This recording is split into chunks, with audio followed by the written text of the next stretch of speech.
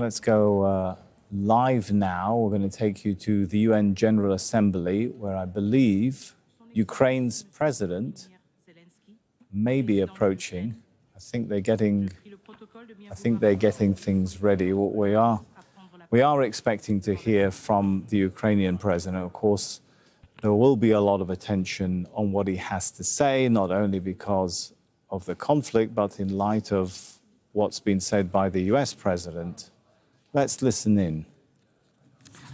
Dear leaders, dear friends, and all those who can become our friends, because you want safety and peace just as much as we do. Today, no one but ourselves can guarantee security. Only strong alliances, only strong partners, and only our own weapons. The 21st century isn't much different from the past. If a nation wants peace, it still has to work on weapons. It's sick. But that's the reality. Not international law, not cooperation. Weapons decide who survives. Excellencies, you know perfectly well international law doesn't work fully unless you have powerful friends who are truly willing to stand up for it. And even that doesn't work without weapons. It's terrible, but without it, things would be even worse. There are no security guarantees except friends and weapons. No Ukrainian choice this kind of reality. And knowing our people, they would have chosen a different priority. Ukrainians are peaceful people, but they are people who want to live freely in their own independent country. That's why we invest in defense. For many nations, there is simply no other way left. Nations can speak about their pain from stages like this, but even during bloodshed, there isn't a single international institution that can truly stop it. That's how weak these institutions have become. What can Sudan or Somalia or Palestine or any other people living through war really expect from the UN or the global system? For decades, just statements and statements. And even everything happening in Gaza remains without a way out. Even now, Syria, after all the changes, still has to appeal to the world to ease the sanctions that are choking its economy. It has to ask and wait. Syria deserves stronger support from the international community. And as Russia's war against my country goes on, people are still dying every week. Yet there is no ceasefire because Russia refuses. Russia abducted thousands of Ukrainian children, and we have brought some of them back. And I thank everyone who's helped. But how long will it take to bring all of them home? Childhood slips away faster than adults are able to help. Look at Israel. Nearly 2 years have passed and hostages still haven't been freed. They must be freed, but even that still hasn't happened. And for years, there have been no real answers to other threats, either chemical weapons and famine used as a weapon. Last year, at this assembly, I warned the world about the risk of radiation disasters, especially due to Russia's occupations of our Zaporizhzhia nuclear power plant, the biggest in Europe, but nothing's changed, nothing's. And yesterday, the plant went into blackout again, and Russia hasn't stopped shelling even in areas near a nuclear facility. And because of international institutions are too weak, this madness continues. Even being part of a long-standing military alliance doesn't automatically mean you are safe. Just recently, 19 simple Russian drones violated Polish airspace, and only 4 were shut down. Luckily, they were not Shaheeds or even worse. Otherwise, the results would have been horrific. Estonia had to call a UN Security Council meeting for the first time in history because Russian fighter jets deliberately entered its airspace. Moldova is defending itself again from Russia's interference. We are helping Moldova, and Russia's trying to do to Moldova what Iran once did to Lebanon. And the global response, again, not enough. We have already lost Georgia in Europe. Human rights and the European nature of the state system are only shrinking there. Georgia is dependent on Russia. And for many, many years, Belarus has also been moving toward dependence on Russia. Europe cannot afford to lose Moldova too. It's important to remember how the world once ignored the need to help Georgia after Russia's attack, and how the moment was missed with Belarus. How Moldova must not be lost. And for Europe, supporting Moldova's stability is not costly, but failing to do so will come at a much higher price. That's why the EU needs to help Moldova now with funding and energy support, not just words or political gestures. We must not forget about protecting the rights of people and the rights of nations in regions where these rights are under threat. The UN Charter and the Universal Declaration of Human Rights must apply everywhere. But the Taliban in Afghanistan dragged a whole country back into the dark ages. Cartels in some Latin America countries are more powerful than the government there. This is all about collapse of international law and the weakness of the international institutions. And so it's about the rise of weapons. Weapons decide who survives. Excellencies, yesterday President Trump stood right here in this hall, and God saved him from a murder attempt during the campaign.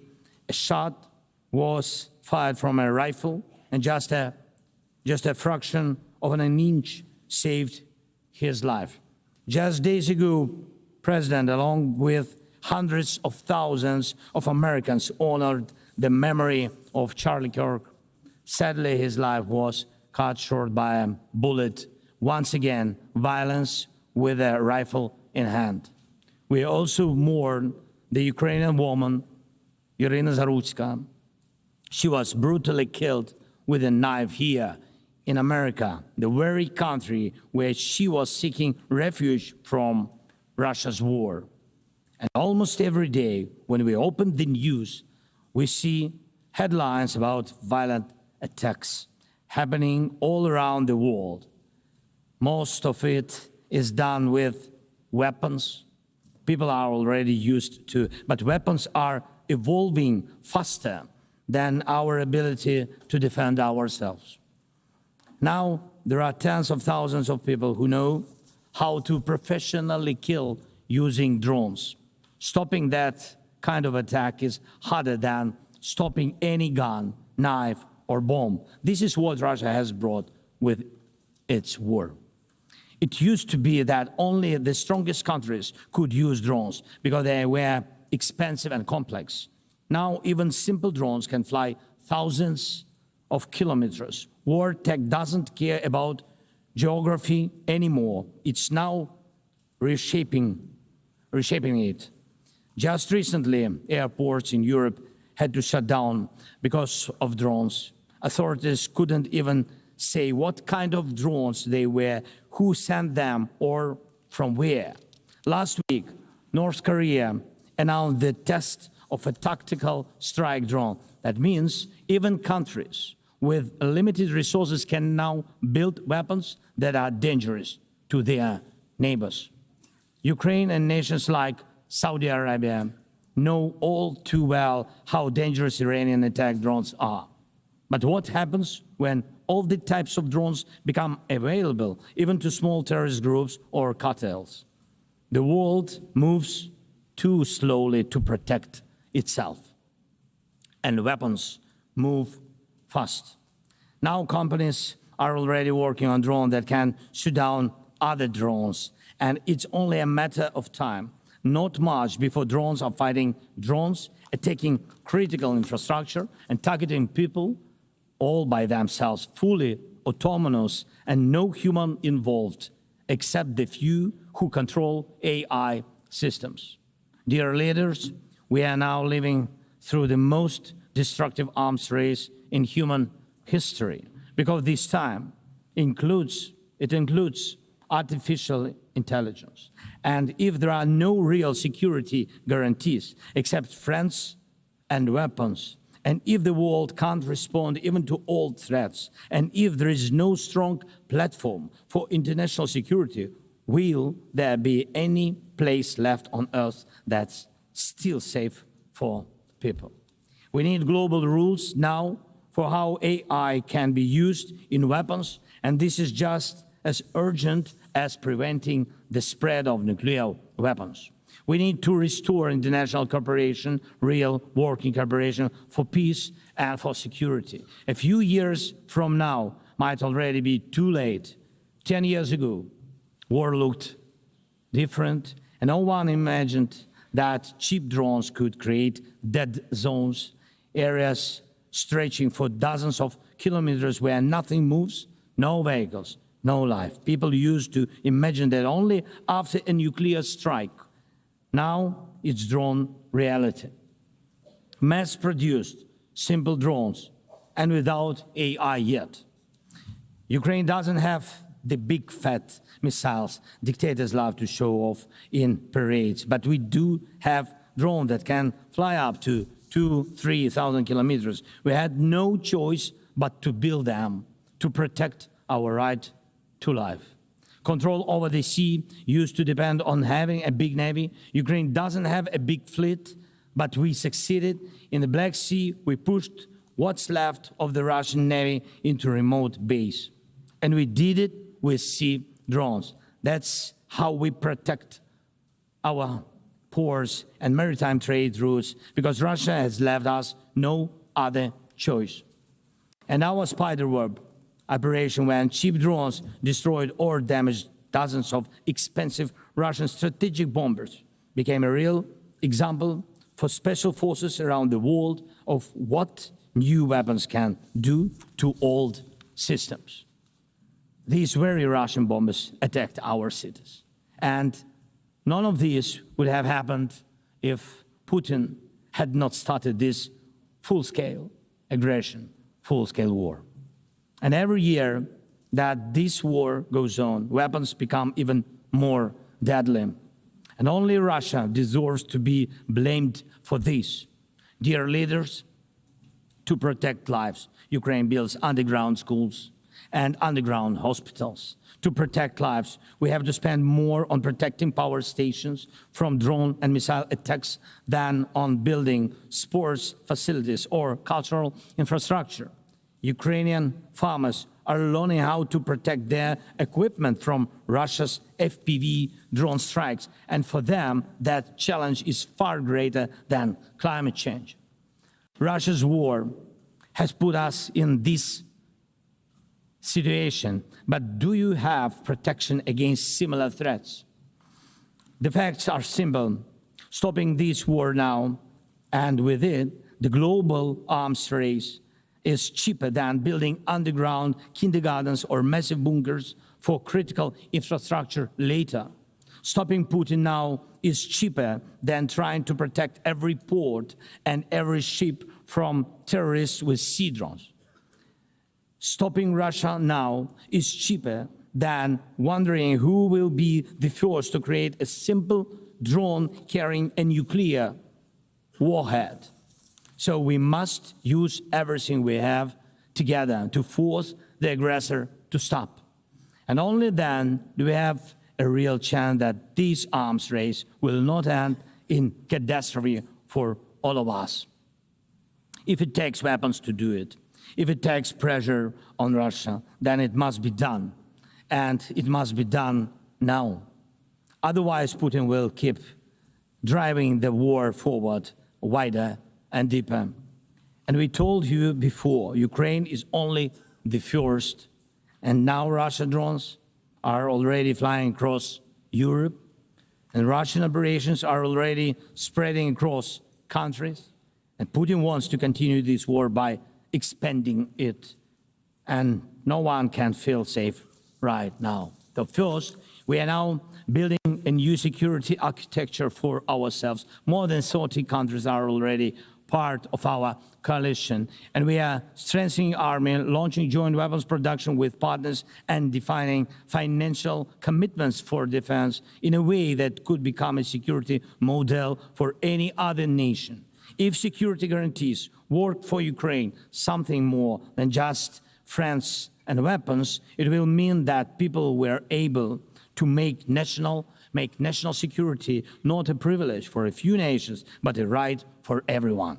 Second, we are ready to make our modern weapons become your modern security, your modern weapon. And we have decided to open up arms exports. And these are powerful systems tested in a real war when every international institution failed.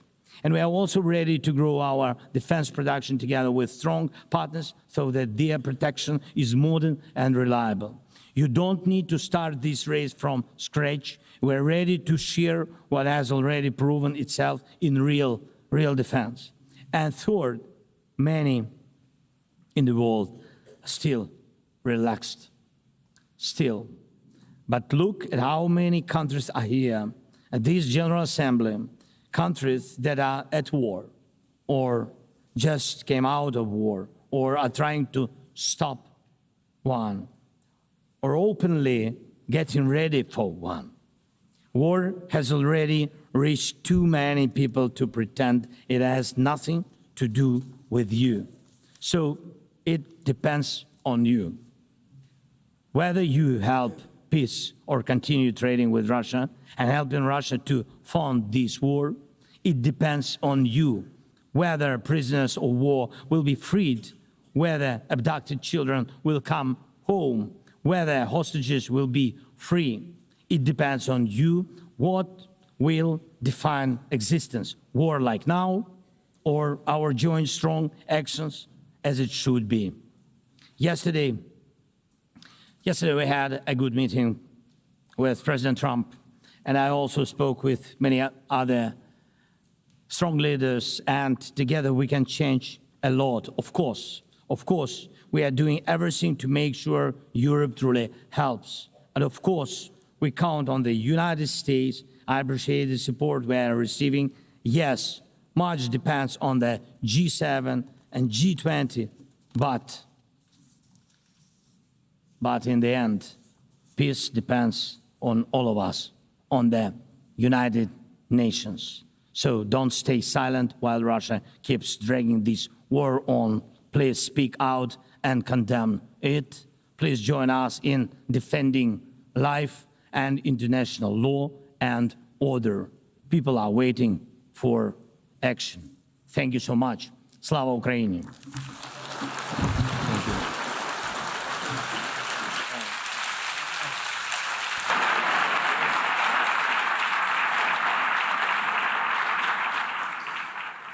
International law doesn't work unless you have friends who are willing to stick up for it. And even that doesn't work unless you have weapons. The message there from the Ukrainian President Volodymyr Zelenskyy addressing that session of the United Nations General Assembly.